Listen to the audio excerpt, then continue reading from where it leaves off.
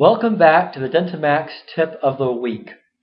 Last week we spent some time in the ledger screen. So what I thought we'd do for this week is show you a few more tips and tricks on how to save some time with your data entry in the ledger screen.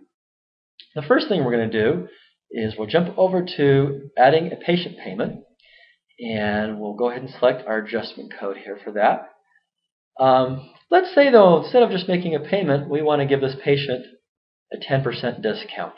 Okay, and so instead of pulling out our calculator to give a discount, instead we can right click and select discount and type in 10%, select OK, and DentiMax will automatically calculate the discount for that procedure. In this case we have a 10% discount on this molar root canal.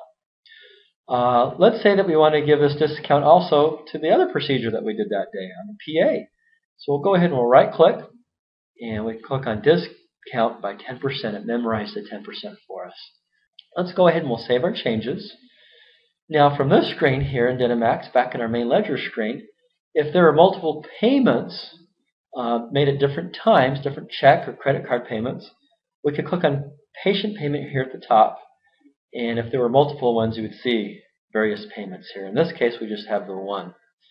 We'll go ahead and close down that screen. Another thing to note is our insurance paid amounts. Here we can see that there's an insurance max of $1,000. We have billed out $516 to the insurance company, but they haven't yet paid it. So there's a little plus in front of it. When you see a plus in front of this number, we know it's a pending insurance payment. Oftentimes you'll have two numbers here at the top. If it doesn't have a plus in front of it, it means that the insurance has already paid it. We will now review on how to enter in ledger notes or statement notes. There's a couple places to do that. The first obvious place is directly here in the ledger screen. So let's go ahead, we'll add a note to our molar root canal. So we'll make sure that our molar root canal procedure code is highlighted. And then on the left hand side of our screen, we will click on Add Ledger Note. And then we can select, in this case, we'll select a statement note. We'll tell it to print on the statement.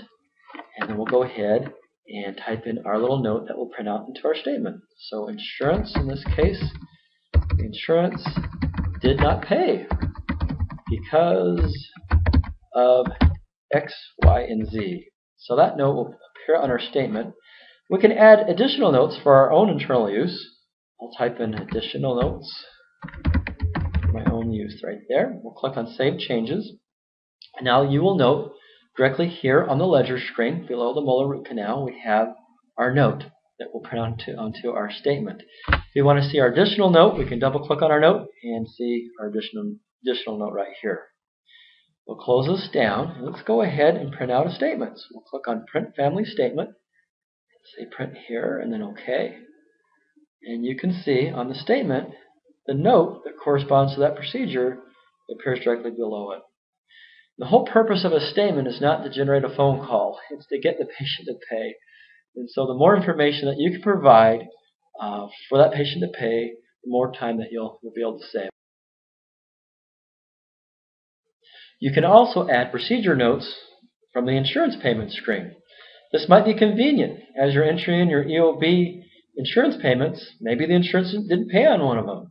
And so you can add a note right there from the insurance payment screen. So let's go ahead and click on the new insurance payment button here. Let's say we got a nice EOB for $1,000 for multiple patients. We'll click on Distribute and go to Allison's record here, and we can apply our entire insurance payment. If everything went well, that's what you would do. You would just click on Distribute Estimate. But in this case, we're not so fortunate. So go ahead and cancel out. And the insurance, unfortunately, only paid $100 on the molar root canal. So if we go to the column, the little statement icon at the top, we can click over here and add a statement note, just like we did before from the other screen. We'll click on Statement Note, print on Statement, and you can put a little note in here, insurance did not pay entire amount. And if there's additional notes you want to put for your own internal use, you can put the additional notes right here. We'll go ahead and save our changes, and then we can go ahead and either type in the amounts that were paid, or to save you a little bit of time, you can actually just click on these estimate amounts to have it appear in the payment column. We'll go ahead and save our changes, and voila, we have now entered in not only our insurance payments, but our note that will appear on our statement. I hope this has been helpful to you, and I look forward to next week sharing more tips and tricks on DentiMax version 11.